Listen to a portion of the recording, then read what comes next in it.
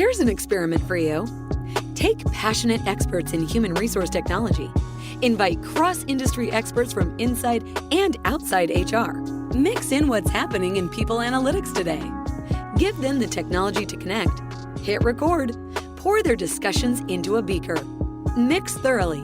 And voila, you get the HR Data Labs podcast, where we explore the impact of data and analytics to your business.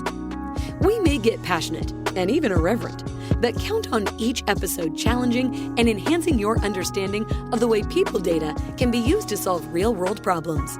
Now, here's your host, David Turetsky. Hello and welcome to the HR Data Labs podcast. I am your host, David Turetsky. Like always, we try and find fascinating people inside and outside the world of human resources to bring you the latest on what's happening in the world of HR data, analytics, technology, and process. Today, we have with us Louie Lugo, who's the Chief People Officer for Gallus Detox Centers. Very important, especially in this day and age. And Louie, why don't you give us a little bit about your background? Yeah, sure thing. Thanks for having me on, David. Yeah, I've been in human resources now for 20 years, been in about 6 different industries. And, there's a lot that I enjoy about being an HR leader, but more than anything, I love helping people live better lives in the workplace.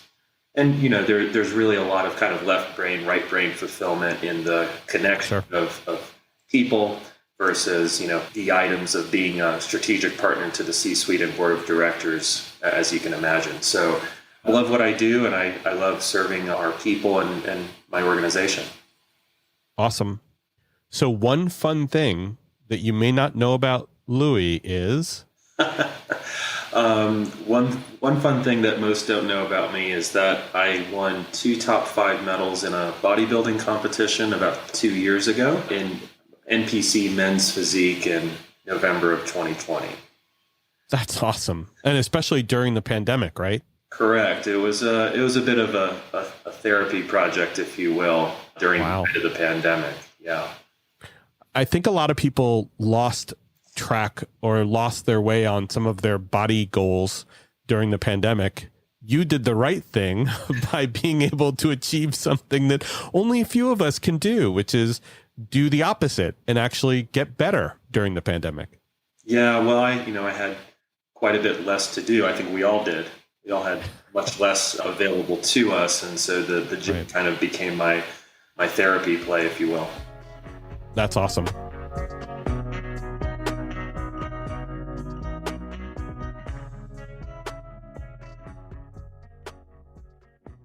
So today we're going to have a fun conversation with Louie from the Chief People Officer perspective by looking at driving positive business results through an inclusive workplace.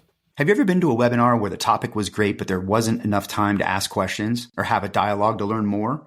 Well, welcome to HR and Payroll 2.0, the podcast where those post-webinar questions become episodes. We feature HR practitioners, leaders, and founders of HR, payroll, and workplace innovation and transformation, sharing their insights and lessons learned from the trenches. We dig in to share the knowledge and tips that can help modern HR and payroll leaders navigate the challenges and opportunities ahead. So join us. Yeah. So, David, if we look at the role of the modern Chief People Officer, it kind of simplified, it's about bridging talent strategy and business strategy, right? So, when we look at how to best do that, let's think about culture, improving turnover, creating a sense of belonging. What does that culture look like? And so there's a couple pieces here. Culture is it's the cumulative sum of how everyone in the organization shows up every day. That's culture, and I think there's some misconceptions often what culture is or how to drive culture. It's not what HR says it is. It's not what the CEO says it is or wants it to be necessarily. It's, again, the cumulative sum of the entire organization, how they operate and how they show up to work every day. So what we're seeing is a real shift. Workplace culture in expectations of the labor pool. And, there's a couple tenets here that I think are very relevant. One is generational. So When I go through onboarding and training with our corporate personnel, our services people, and I talk about our philosophy of support, for example, around unlimited PTO, that unlimited PTO does not mean no PTO or very limited, where, there's this odd psychological, professional sociological mechanism that has been prevalent in a number of organizations where, unlimited PTO really means not very much PTO. Right. There's this odd kind of badge of honor that comes forth that says, oh, well, I haven't taken any PTO, so I'm, Right. the best employee in the organization. Yeah, but I think that comes from earning that badge at school, which says you have never had a sick day, right? So my kid gets a report card, and on it says how many days were they absent. Well, we kind of carry that guilt around, don't we? Yeah, that's actually a great connection point that I hadn't considered. And, all of this kind of goes back to releasing traumas or draconian ways of doing things. So, that's a helpful point, David. But, I think what we do here, and I think the philosophy that is now progressing through the national market, is that PTO is important. We want you to take time off, and that's the win-win. You disconnect, you feel refreshed, you rejuvenate, and you come back as your best self. And so my point to this is that when I go over this with our new hires, it's interesting from a generational standpoint because, I with respect, I think, for our baby boomer population or older Xer, it comes off as a little progressive or a lot progressive, especially when we talk about other aspects of an inclusive workplace and how we support the whole human. But when I mention this to younger millennials and Gen Z, it's interesting because there's nonverbal backchanneling that's positive, but what I come to find is that it's actually an expectation. And so that's a really stark shift in kind of workplace dynamics around how we support the individual in the early 21st century here. I think part of it has to do with rules. When we first started talking, you said, when we introduce a concept like unlimited PTO, we immediately find some difference in how people adopt it. And, let's take those generations. Some of us want to know, well, what's the rule? What does unlimited mean? What does it really mean? Because we had these counters, right? We had this accumulator, not only in payroll and in our time system, but in our brain that said, okay, well, I need to take this many for Thanksgiving. I need to take this many for the summer. I need to take this many for the spring. I need to take this many around Christmas. So this is what I need in total. What can I get away with? Or what can I do? Right? It's not like in the 50s and in the early 60s where you used to be able to take a month off because that's what everybody did. They took a month off or they took 3 months off and they went away with their families and actually had really close knit relationships fomented because they got to spend that time together with all of the rest of their family up in like the Catskill Mountains or in Florida or wherever. And so we go back to what's the rule? What are you going to measure me against? Because it's not really unlimited, right? I mean, no, it isn't. I think it speaks to a certain, I don't know, to some minor extent, flexibility, work from home. But I think the checks and balances that you're referring to are really kind of around, well, if we're going to give you the freedom and kind of the onus around how much time you take off, it's balanced by what you need to accomplish in that role and specifically, that year or that time of year. And I think that we're in a similar spot in many organizations with travel. It's like, great, okay, you're going to go travel and you don't necessarily need a strict approval process and such. But, I think what I've found over the years is that when you travel, you're working twice as hard for the same level of productivity often, so it's like, well, yeah, it's unlimited and there is a certain abundance to that. but the checks and balances is around, what do you need to get done, and kind of what are your organizational contingencies in place for your function while you're out. Yeah. I just think that there's always going to be a piece of people who look at unlimited PTO and worry about, to your point, they worry about what am I going to miss? How are things going to happen without me? And that's why they keep looking at their phone while they're on vacation. And I know your point isn't that unlimited PTO is we're not talking about unlimited PTO. We're talking about being able to set up a culture that would support something like that. And the CPO tries to make change around that, but it takes setting the right business culture or taking the right or borrowing the right pieces of the business culture to be able to enable that, right? Right. And I mean, there's a couple pieces here. I mean, clearly we look over our critical metrics and KPIs or OKRs, what's our turnover rate, what's our cost per hire, our time to fill, your standard metrics for sure. But I think it's something that really can be, you can look at this through a couple different lenses. And this is something that I have a real passion for. So for me, I have this model of empathy versus accountability. And one of our company values is compassion.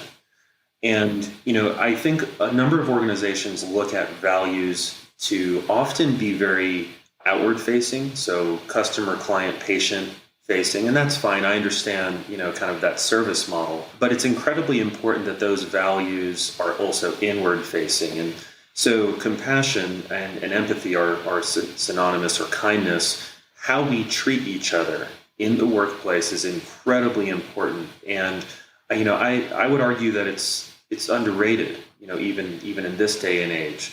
And there's a couple pieces here. I mean, if you're treated well by your leader, supervisor, manager, and your peers, that feels good. When and the empathy piece here also, it represents something even more than that. It's about understanding, having awareness, and having some sort of meaningful, proactive support in understanding and caring about how your people feel, the individual, the group. How do you feel today? Do you enjoy what you do? Do you feel empowered, seen, valued, and supported to be your best self in the workplace? And that's in a big sense how you create belonging, because if people love what they do with your organization, they feel good. They feel connected to that organization, and they feel connected to the people that treat them well. And so in a nutshell, that's the empathy piece. And for some, maybe that's a little kind of woo-woo or touchy-feely, but it's right. Very practical. And, and the other side of the equation is a little bit more simplified, actually. The accountability piece is like, maybe the argument is, okay, you feel good about what you do here and all of that, that's great. But what are the actual behaviors or action items that are driving personal, professional, and organizational success? And so accountability in a nutshell is the behaviors that drive positive outcomes. And so that is applicable to everyone, and of course will vary from role to role or function to function. But as HR leaders and as non-HR managers, that's our opportunity to make sure, okay, we have this good momentum in terms of empathy, if you will, there. And then the accountability piece is, okay, let's get specific. These are the behaviors, these are objectives or outcomes that we're looking for from this position or from this function. And, I think that's kind of an equation for success overall. That's very, very near and dear to my heart here. Like what you hear so far? Make sure you never miss a show by clicking subscribe. This podcast is made possible by Salary.com. Now, back to the show. So, Louie, let me bring up what I think is a follow-on to what you were just talking about, which was accountability. And the accountability accountability is self-explanatory. How does it fit with empathy? How does that piece together? Because they are two different concepts, right? They are. I mean, accountability again are the behaviors that we are looking to see and witness from our people. The empathy piece is, do they have all the resources to accomplish that, to feel good about doing that, and feel valued? It's everyone has a certain job. What we do is a team sport, and not every position looks the same. Right. And everyone has an important role. So the two together is, kind of the emotional support and resources of, do you have what you need to succeed? And then the other piece, the accountability section, is more of being specific about what those behaviors look like. If you talk about, and you were talking before about the generations, and I'm wondering, do you find that this is more accommodating for the variances in the generations, or is it a way to be able to ensure that all of the generations are getting what they need from the workplace to be supported? Yeah, that's a great question. And I think one way to sum that up a little bit is, I think we've seen a stark shift over the last, say, 40 years. And, it was about 40 years ago when, the term HR business partner was first coined. And, sure. That really marked the beginning or the genesis of a shift in human resources overall. It became this, it went from this very transactional I-9, W-4, keep our employer out of the courtroom type of thing. Right. Very administrative, yeah. Very administrative, right. And, it was also this model of what's the least amount of HR we could have in our organization. And I think, that's kind of still, when we talk about lean HR, that still feels very late 20th century, very draconian.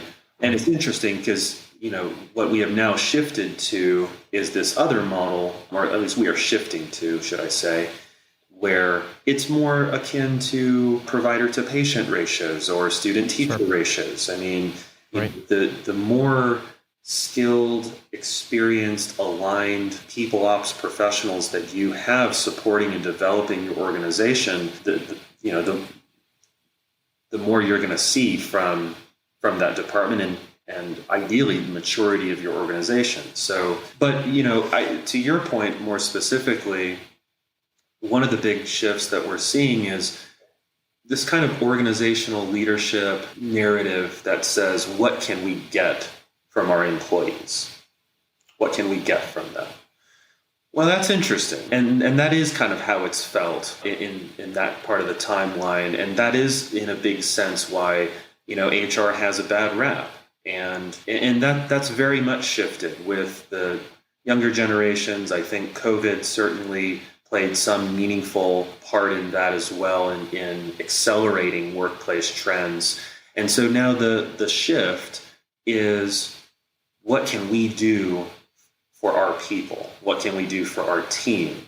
And that's how we derive the most value from them, where they feel seen, valued, and supported, and they have a sense of belonging to the organization. That's when we see people at their best, not when we're trying to squeeze water from a stone or something. It's about, it's much more akin to watering, your garden and making sure it has appropriate sunlight type of thing. So it's a stark model contrast there.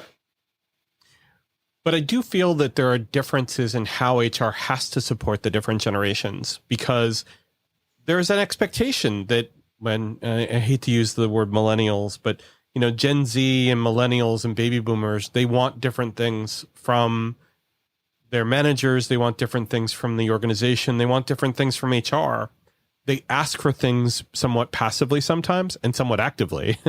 I've literally had situations where, as a manager, I've had conversations with parents about the performance review of their kids. And that would never have happened in my generation. Ever. I'm sorry, why are you calling? Because I gave your child a a performance review and you didn't agree with it, this conversation's not happening. Wow. Fairly shocking. But I mean, it is, but I mean, I would never, when I got my first performance review, when I was a consultant it must have been Towers Perrin. I'll never forget it because it's what you'd think of as the traditional performance evaluation. It happened in, you did your goals first, and after a year you got your evaluation. And I felt walking out of there like really bad because I didn't live up to the expectations of my boss. And, just having graduated college, I felt like I got an F. And it shouldn't have been like that, but that's what the feedback mechanism was. And so I think that if I kind of go a different direction from where you're headed a little bit, I'd say, don't we as generations expect different things from our organization to be able to be supported and feel like we're successful? Yeah, I think that's a pretty fair point. Again, the support model that I'm expressing today it's also about meeting people where they are. So, sure. It's not, hey, this is our new progressive model. This is what the younger generations, need and want, and you need to conform because it's 2022. That's not it. And that's a great question there. No, I think it's very much about being aware of where everyone needs to be supported. And, I think another important piece of this is that there has been a lot of generational demonizing in all Absolutely. directions. And it's just not helpful,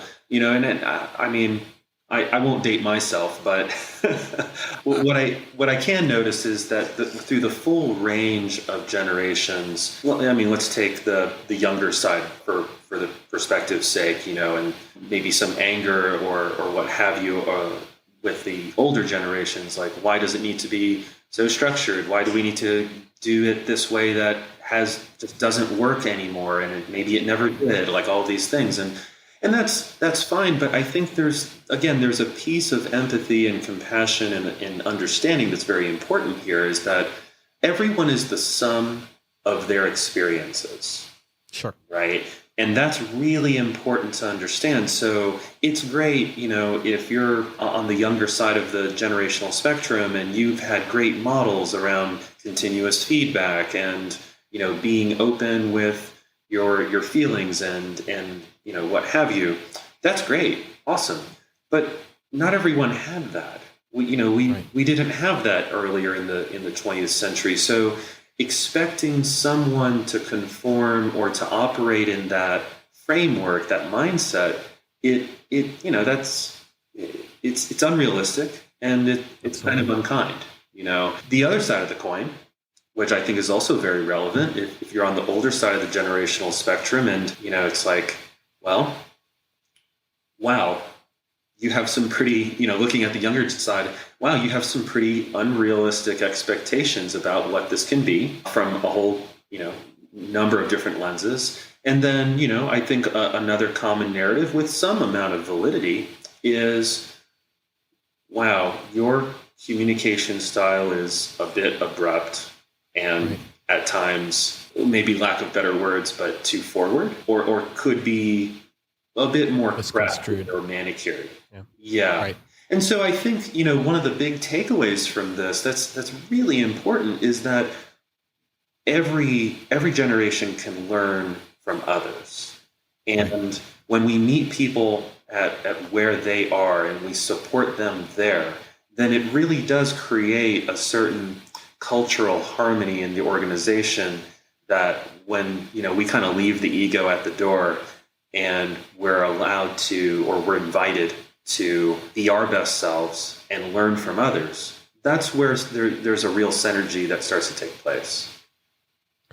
And I think what's important is being able to have managers who can celebrate the differences and leverage HR for helping kind of create the right equilibrium points and the right connections so that we can achieve business success. And we leverage HR in order not to be the culture champions, but to be the glue that makes sure that cultures are being celebrated, not feared, or not being discriminated against. And while we're talking right now about generational intersectionality and generational differences, I mean, that same conversation can happen across different backgrounds, right? And different cultures. And so it becomes a Rubik's Cube of being complex, that the business leader and the manager need to be able to become really good partners in making sure that all of that difference can be celebrated, not feared, not squashed, not harmonized, I guess is a way of saying it, and being able to be successful. Like you were mentioning language, right? Obviously, generational language is completely different. Let's just put it that way. But the same thing happened when I joined the workforce back in 1989, right? I came in to a very still 1980s, 1970s school of thought around management and HR. And as we started getting into the 90s, things started to change a little bit. And we were those young kids coming into the workforce. And so this is a cyclical issue, but it seems like now I'm the old guy, and now I have to be able to conform and make sure that I'm taking to your point, I'm taking the best of everyone's selves and celebrating them and making sure that we can all work together effectively for business outcome, right? Yeah, absolutely. That's really important to consider. And our environment is ever evolving, right? So there is a certain cyclicality to it that will probably continue ad infinitum. Yeah. Well, with every new generation that comes in, there's going to be something different about them. And we're going to have to just celebrate them. Right. And find ways of doing that.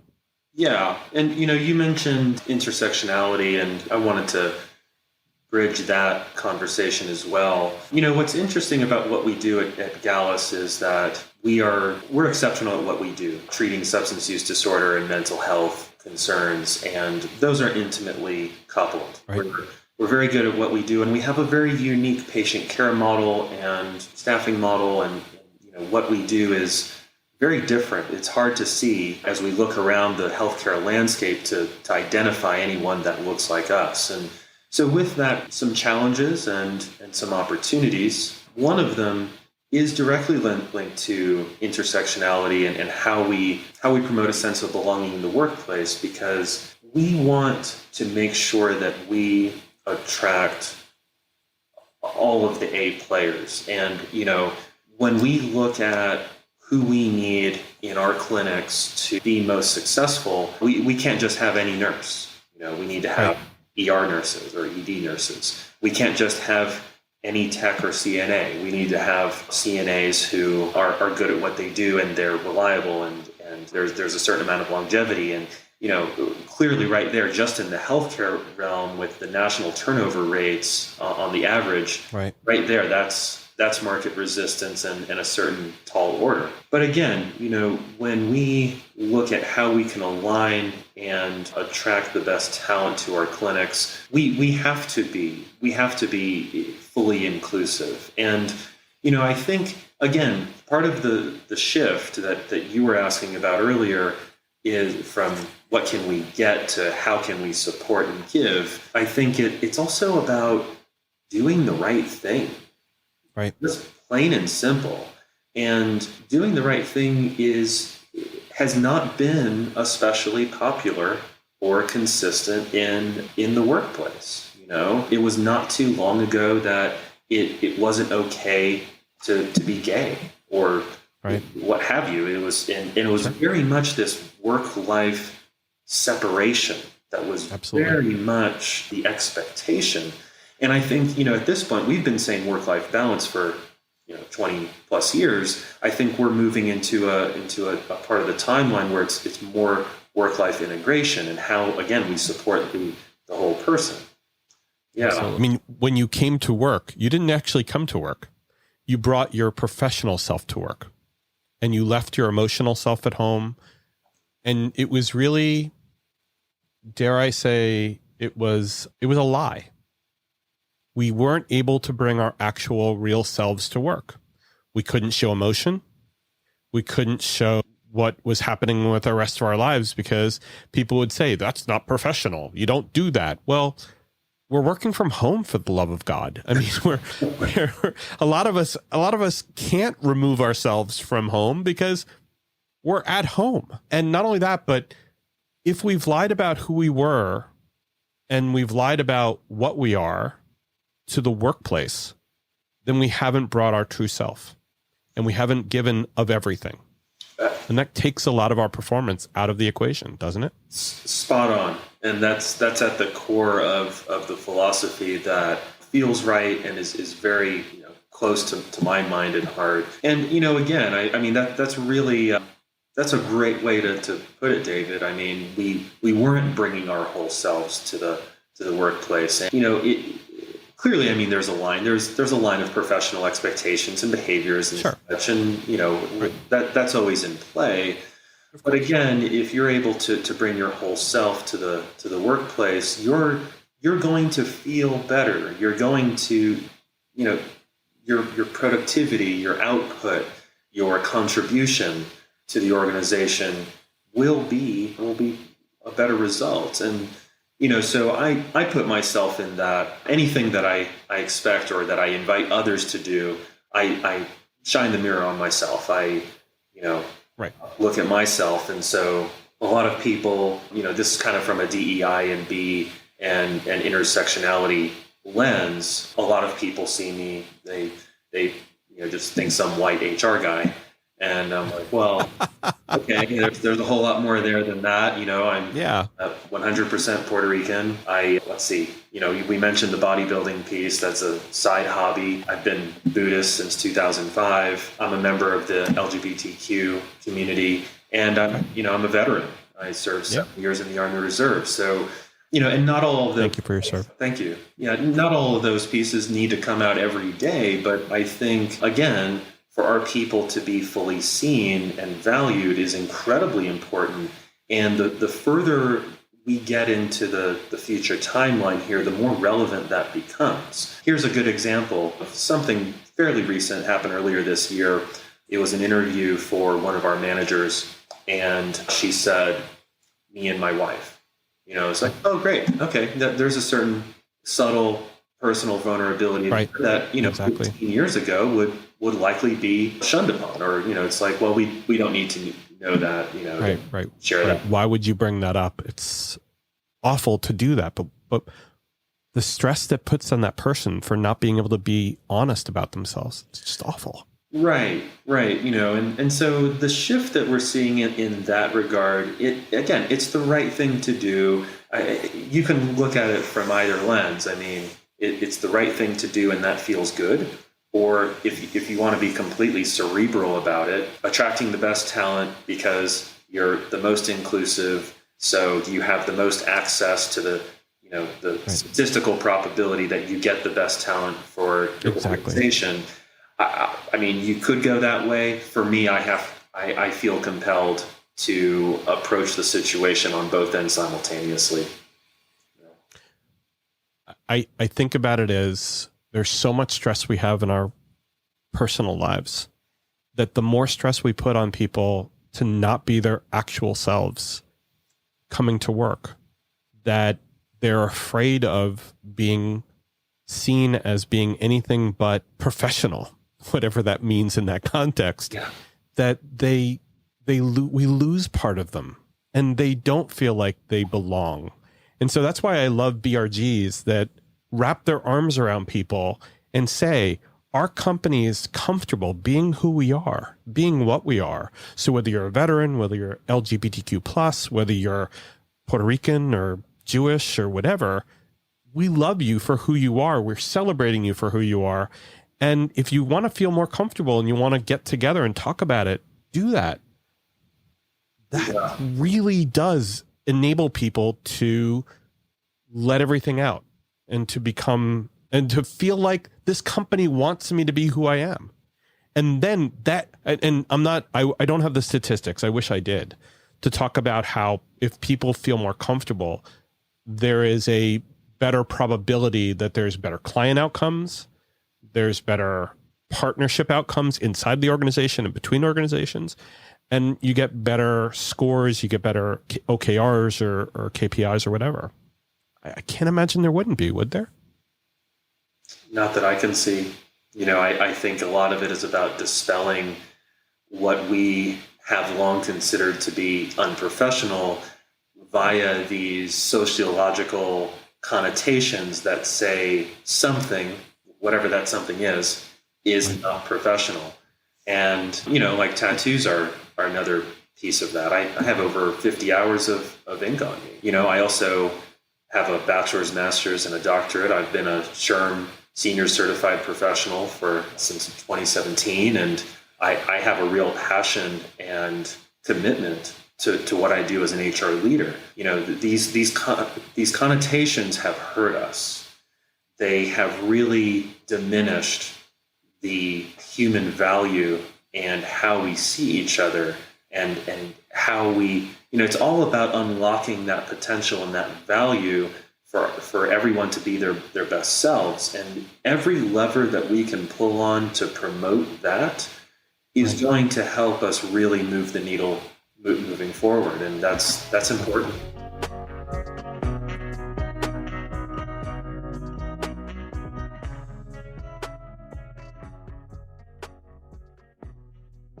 Louie, I think we've covered a lot of really cool ground here. And while we can talk about this for hours, in order to be mindful of our listeners, why don't we wrap up?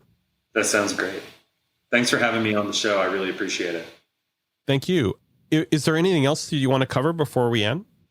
It's a great question. I would say, don't worry. If there are other things you want to talk about, we can have you back again and you can talk about them on the next one. Well, I think I'd be remiss if I did not mention my organization and what we do and our passion for doing it. But I'd be remiss if I didn't mention our national admissions line of 888-306-3122. And we're going to put that in the show notes as well.